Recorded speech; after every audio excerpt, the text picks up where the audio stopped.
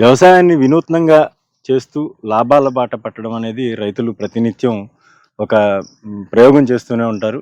అటువంటి రైతుల్లో మనల్ని ఇంటర్వ్యూ చేసే భాగంగా ఈరోజు మనం ఫార్మర్ అంబయ్య గారి దగ్గరికి వచ్చాం. వినూత్నంగా వ్యవసాయం చేయడమే కాదు, ఆయన నిత్యం లాభాలను కూడా చూస్తూ ఉన్నారు. ఎటువంటి పంటలను సాగు చేస్తూ ఉన్నారు, ఆయన ఎటువంటి పద్ధతులను పాటిస్తూ ఉన్నారు, ఆయనకి ఇచ్చే సలహాలు ఎవరిస్తూ ఉన్నారు, పూర్తిగా ఆయనతో మాట్లాడే ప్రయత్నం చేద్దాం. నమస్కారం అంబయ్య గారు.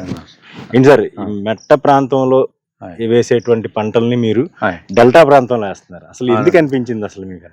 అంటే నాకు మొదటి నుంచి వ్యవసాయం ఇంట్రెస్ట్ అండి. దాన్ని బట్టి ఏంటంటే మేము వ్యవసాయం చేయడం స్టార్ట్ చేసినప్పటి నుంచి కూడా మాకు అరటి తోటలు అవి ఉండేవండి ఎక్కువగా. అవి తుఫాన్ల వల్ల ఎఫెక్ట్ అవుతుందని చెప్పేసి పామాయిల్ వేయించానండి.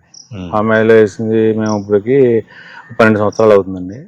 అంటే దీంట్లో మళ్ళీ ఇంటర్ క్రాప్ ఏం చేద్దామనే ఆలోచనలో కంద వేసామండి.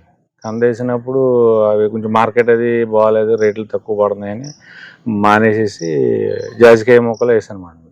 అంటే అవి ఏంటంటే పురుగులు అవి రావో, జాజికాయ అదే ఒక మెడిసినల్ ప్లాంట్గా ఉంటుంది కాబట్టి జాజికాయ తోట వేసానండి.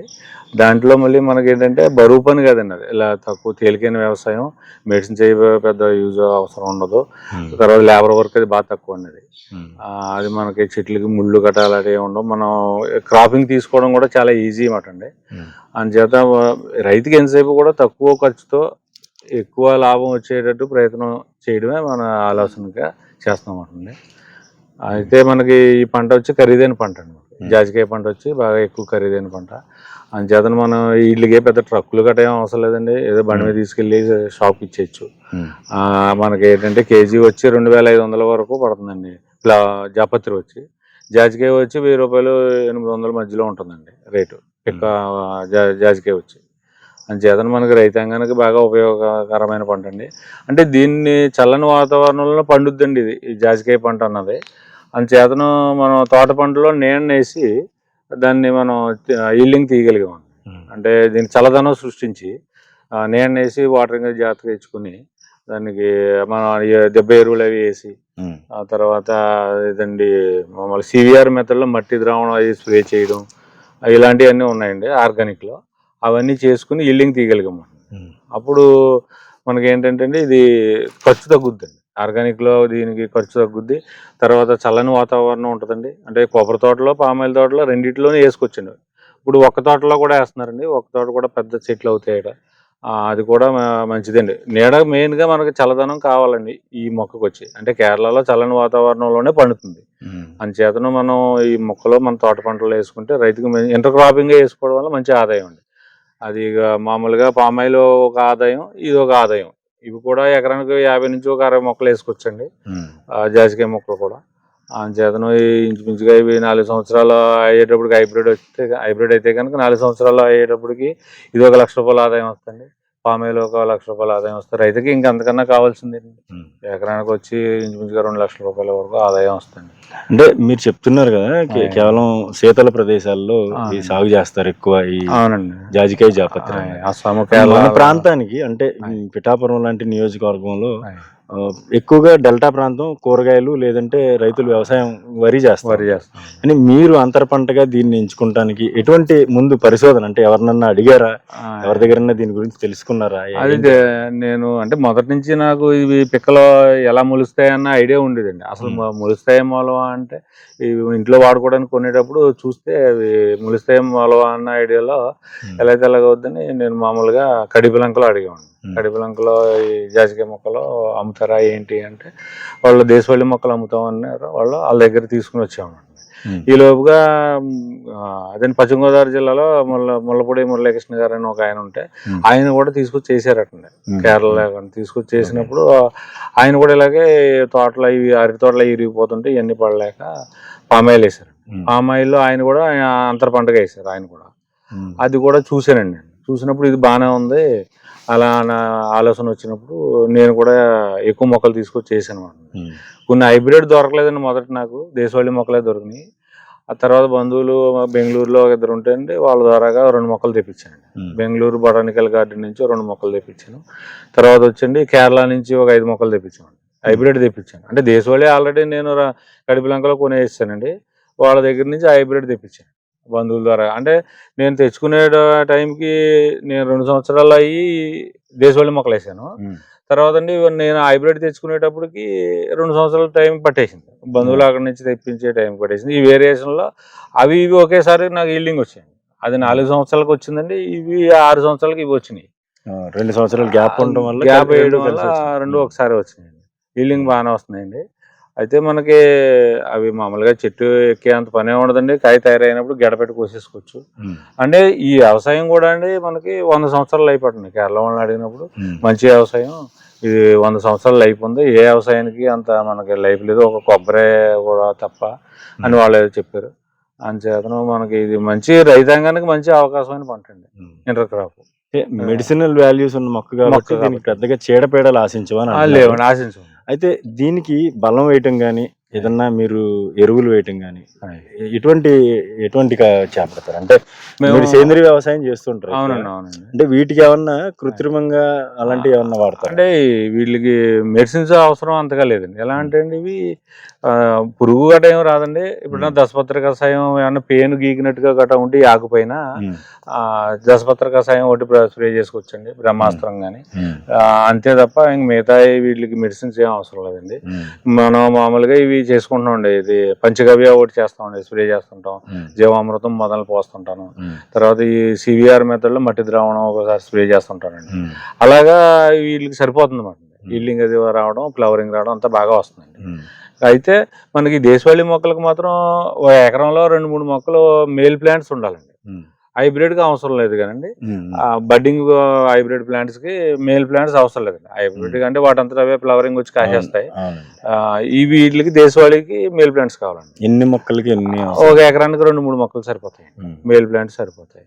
అంటే ఈ దేశవాళీ మొక్కల్లోనే వచ్చేస్తాయండి. పిక్క మొక్కలు మనం వేసినప్పుడు అందులోనే వచ్చేస్తాయండి దేశవాళీ మేల్ ప్లాంట్స్ వచ్చేస్తాయి మాట. అందుచేత పాలినేషన్కి అవి అలా సరిపోతాయి మనకి దేశవాళీలో. అంటే రైతాంగానికి ఏంటంటే అండి హైబ్రిడ్ వచ్చినప్పుడు కొంచెం ఖరీదు ఎక్కువ అవుతుందండి మొక్క వచ్చి. ఈ దేశవాళీ మొక్కలు అయితే కొంచెం ఖరీదు తక్కువ అండి. వేరియేషన్ అంటే వాళ్ళు 500కి అమ్ముతున్నారండి అక్కడ. దేశవాళీ హైబ్రిడ్ మొక్క బడ్డింగ్ కట్టిన మొక్క ఇది 200కి వస్తుంది. రైతుకి 300 డిఫరెన్స్ వచ్చేస్తుందండి. అంచేత 2 సంవత్సరాల టైం ఓపు పడితే ఇవే బాగా కాపుకి వస్తాయండి. రెగ్యులర్ ఇవి పెద్ద చెట్టు అయిన తర్వాత కాస్తాయండి. హైబ్రిడ్ వచ్చి చిన్న చెట్టు అయినప్పుడు కాస్తాయి. అంటే 2 సంవత్సరాలు ఉండాలి. అంటే హైబ్రిడ్ చిన్న చెట్టు కాసినప్పుడు తక్కువే ఉంటాయండి కాయలు.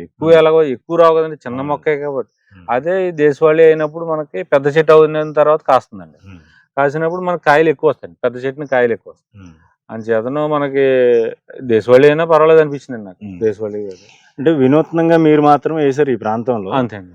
మీకు వ్యవసాయ అధికారులు అంటే ఇది అంతర పంటల కింద వేస్తున్న నేపథ్యంలో వ్యవసాయ అధికారుల నుంచి ఎటువంటి సపోర్ట్ లభిస్తుంది? వాళ్ళు ఏం చెప్తారు మీకు? ఏమైనా సూచనలు వాళ్ళు పంట మంచిదండి, వేసారు బాగానే ఉంది, గవర్నమెంట్ నుంచి సబ్సిడీలు అవి అలాంటివి ఏమీ లేవు. మీరు మొదలుగా మీరు ఫస్ట్ స్టార్టింగ్ వేసారు, అది ఇంకా గవర్నమెంట్ దృష్టికి వెళ్ళాలి. అంతా అందరూ ఇంకా ఎక్కువ మంది రైతులు వేయాలి. అవి వేసిన తర్వాత అన్ని చూసిన తర్వాత గవర్నమెంట్ కాలిక్యులేషన్ చేసి దానికి దృష్టి పెడదు తప్ప ఇప్పుడప్పుడే మీకేం దృష్టి పెట్టదు అని చెప్పేసి అన్నారు. అంటే మీరు ఎక్కువ మన ఈ ప్రాంతంలో ఇటీవల 40 డిగ్రీల పైన ఉష్ణోగ్రతలు నమోదవుతుంది. అవునండి. ఈ మొక్కలకి ఎంత టెంపరేచర్ మెయింటైన్ చేయాలి, ఎలా మెయింటైన్ చేస్తున్నారు?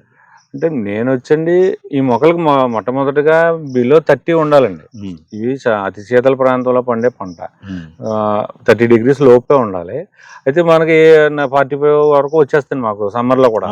అంచేతనే దృష్టిలో పెట్టుకుని అంతర పంటలో నేను తోట పంటలో వేసాను అనమాట. కొబ్బరి అయినా వేసుకోవచ్చండి, పామాయిల్ అయినా వేసుకోవచ్చు, ఒక్కలో కూడా వేసుకోవచ్చండి. ఈ మధ్యకాలంలో వేస్తున్నారు ఒక్కలో కూడా. అంటే నా దగ్గరికి వచ్చి చూసిన తర్వాత వెళ్ళి వేస్తున్నారండి చాలా మంది ఒక్క తోటలో కూడా. అందుచేతను మనం ఇప్పుడు మెయిన్ గా చల్లదనం సృష్టించామండి తోట పంటలో వేసి. దానికి కింద వాటరింగ్ అది కరెక్ట్ గా టైంకి 2 రోజులకి 3 రోజులకి ఇచ్చుకోవడం వల్ల చల్లదనం కూలింగ్ సరిపోయి అప్పుడు ఈల్డింగ్ వస్తున్నాయి, బాగానే వస్తున్నాయి. అంటే రైతులు సాధారణంగా పక్కనున్న రైతు ఏం చేస్తున్నాడు అనేది చూసుకుంటారు. మీ ప్రాంతంలో కూడా అలాగే ఎవరన్నా ఈ నట్మ్యాగ్ మీ దగ్గర నుంచి మొక్కలు తీసుకెళ్లారా? ఎవరన్నా సక్సెస్ అయ్యారంటారా? ఈ మధ్యకాలంలో తీసుకెళ్లారండి పిఠాపురం వాళ్ళు మా దగ్గరలో. ఆయన 1.5 year అయింది ఏంటండి. ఆయన ఇంకా 2 years చూడాలి, చూసి అప్పుడు చెప్తారండి. అదే ఆయన మా ఫ్రెండే తీసుకెళ్లాడండి ఆయన మొక్కలు. ఆయన కూడా హైబ్రిడ్ మొక్కలు తీసుకెళ్లాడండి, నా దగ్గర నుంచే తీసుకెళ్లాడు. అయితే ఇంకా దూర ప్రాంతాల నుంచి వచ్చిన వాళ్ళు తీసుకెళ్లారండి, ఇంకా బాగా ఎక్కువ మొక్కలు తీసుకెళ్లారు నా దగ్గర. తెలంగాణ వాళ్ళు వచ్చారండి, ఇటు మళ్ళీ ఏలూరు ప్రాంతం నుంచి వచ్చిన వాళ్ళు ఉన్నారండి, పశ్చిమ గోదావరి జిల్లా నుంచి కూడా ఎక్కువ మంది వచ్చారు. అంచేతను వీళ్ళ మొక్కలు మాత్రం తీసుకెళ్తున్నారు నా దగ్గర నుంచి. కేరళ నుంచి కూడా ఎక్కువ మంది తెచ్చుకుంటున్నారండి, కేరళ నుంచి కూడా ఎక్కువ మంది తెచ్చుకుంటున్నారు. అవునండి. అయితే మనకి వాళ్ళు దూర ప్రాంతాల నుంచి తెచ్చుకునే వాళ్ళు తెచ్చుకున్నారండి, దగ్గరలో వాళ్ళు నా దగ్గరే పట్టుకెళ్ళారు వాళ్ళు కూడా. మీరు డెవలప్ చేశారా సార్ ఇది మొక్కలు? హైబ్రిడ్ గానీ ఇటు దేశవాళీనే పెంచారండి. పిక్కలో కేరళ నుంచి తెప్పించి దేశవాళీ మొక్కలు వేసానండి. ఆ బడ్డింగ్ మొక్కలు అక్కడి నుంచే తెప్పించాను, కేరళ నుంచే తెప్పించాను. అందుచేతను మనకి ఏంటంటే బడ్డింగ్ ఇక్కడ కట్టినా సక్సెస్ అవ్వట్లేదని, చల్లదనం సరిపోదని అక్కడి నుంచి డైరెక్ట్ తెప్పిస్తాం కేరళ నుంచి. ఇప్పుడు 6 సంవత్సరాల తర్వాత అయితే మీకు దేశవాళీ కాపుకి వస్తాయి అంటున్నారు. ఇప్పుడు ఇది దేశవాళీ మొక్క మీరు చెప్తున్నారు. ఇది దేశవాళీ మొక్క. దీంట్లో కాయ ఎప్పుడు పువ్వు నుంచి కాయకి ఎప్పుడు మారుతుంది? కాయగా మారిన తర్వాత మీరు మార్కెట్ కి తరలించేది ఎప్పుడు తరలిస్తారు? ఎలా ఉంటుంది అసలు? అంటే అండి, మొట్టమొదటిగా ఇది ఫ్లవరింగ్ వచ్చినప్పటి నుంచి 6 నెలల టైం కావాలండి వీటికి. ఈ కాయ తయారయ్యేటప్పుడు ఒక 6 నెలల టైం కావాల్సి వస్తుంది. అంటే స్లోగా మటండి, మొక్క ఎదగుదల స్లో అండి, కాయ తయారు కూడా బాగా స్లో అండి. అందుచేతను 6 నెలలు అయిన తర్వాత ఇది కాయ ఇలా తయారవుద్ది. 6 నెలలు అయిన తర్వాత కాయ వచ్చి ఇలా తయారవుద్ది, ఇలా వస్తుంది.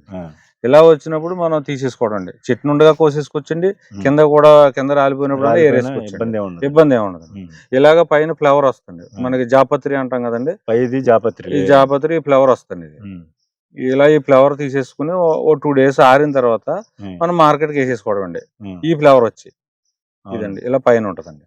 ఇది నా దగ్గర ఒక 1000 కాయలకి 1 kilo వస్తుందండి. 1000 కాయలు అయితే జాపత్రి వస్తుందండి. ఇలాగా ఇవి ఒక 100 పిక్కలు అయినప్పుడు ఇవి 1 kilo పిక్కలు వస్తున్నాయండి. దీన్ని ఏం చేయాలి సార్? ప్రాసెస్ ఏమైనా? ఇది 4 రోజులు ఆరిన తర్వాత కొబ్బరి పెంచి తీసినట్టుగా పైన పెంకి తీయాలండి. లోపల మనకు కావాల్సిన జాజికాయ. ఇవి కూడా ఈ మధ్యకాలంలో కేరళ వాళ్ళు ఊరగాయ అది పడుతున్నారు అంటున్నారండి. దీంతో కూడానండి. అయితే ఇది కూడా వ్యర్థం కాదు, ఇవి వ్యర్థం కాదని అనుకుంటున్నాం. మరి వాళ్ళు ప్రయోగం చేయలేదా దాని మీద? ఇప్పుడు చేయలేదండి ఇప్పుడు వరకు. అక్కడ వాళ్ళు వచ్చి ఊరగాయ పడుతున్నారండి, వైన్ కూడా ట్రైల్ వేసారని చెప్పేసి అన్నారండి. అది ఎంతవరకు అన్నా తెలియదు కానీ వైన్ కూడా పూర్తిగా సుగంధ ద్రవ్యాలకు సంబంధించినటువంటి పంట అనమాట. బిర్యానీలో ఎక్కువ బిర్యానీ అండి, ఆయుర్వేదంలో వాడతారు. ఆయుర్వేదం. మీరు ఎక్కడికి సప్లై చేస్తారు సార్ ఇది? నేను మా దగ్గరలో పిఠాపురంలో కిరాణా షాపులకి ఇచ్చేస్తానండి. వాళ్ళు ఏంటంటే దూరం నుంచి తెచ్చుకునే బదులు ఇక్కడే తీసుకుంటాం అంటున్నారండి.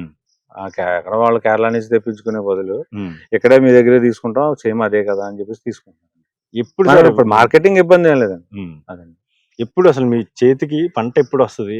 ఎన్ని నెలల పాటు ఉంటుంది సంవత్సరంలో?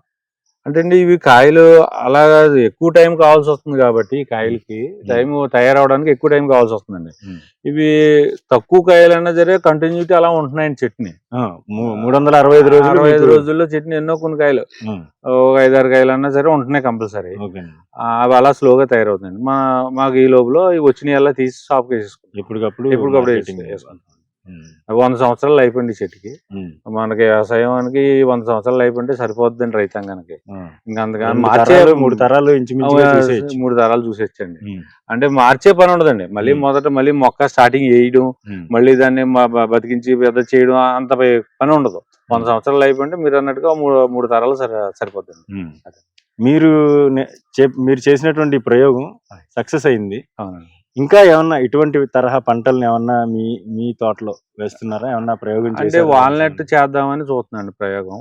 అవి మంచి హైబ్రిడ్ మొక్కలు ఇంకా దొరకలేదండి నాకు. వాళ్ళు కలకత్తా సైడ్ ఎక్కడ ఉన్నాయని అంటున్నారు కానండి, వాల్నట్ కోసం ప్రయత్నం చేస్తాను. Okay sir. అంటే ఈ యాపిల్ గానీ ఇంకా బనానాస్ లో కూడా ఇతర వెరైటీస్? బనానా మా దగ్గర పూర్వం నుంచి రెడ్ బనానా ఉందండి, ఎర్ర చక్కెరకేళి అంటామండి.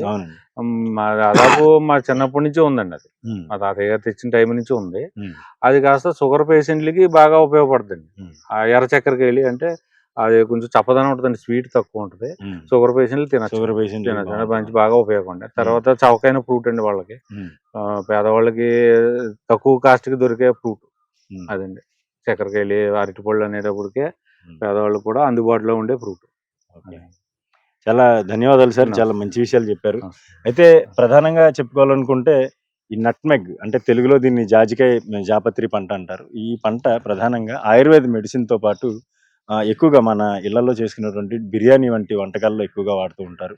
దీంతో పాటు కిల్లీలు చేసేటప్పుడు మనం పాన్ ఏదైతే తింటామో ఆ పాన్లో కూడా దీన్ని వేస్తుంటారు. అయితే ఇటీవల దీన్ని పూర్తిగా ఆయుర్వేదిక్ మెడిసిన్లో వాడకం వినియోగం పెరిగిందని కూడా అంబయ్య గారు చెప్తా ఉన్నారు. మరోవైపు లాభదాయకంగా ఉన్నటువంటి ఈ పంటని రానున్న రోజుల్లో ఇంకా విస్తరించేందుకు కూడా ఆయన ప్రయత్నాలు చేస్తూ ఉన్నారు.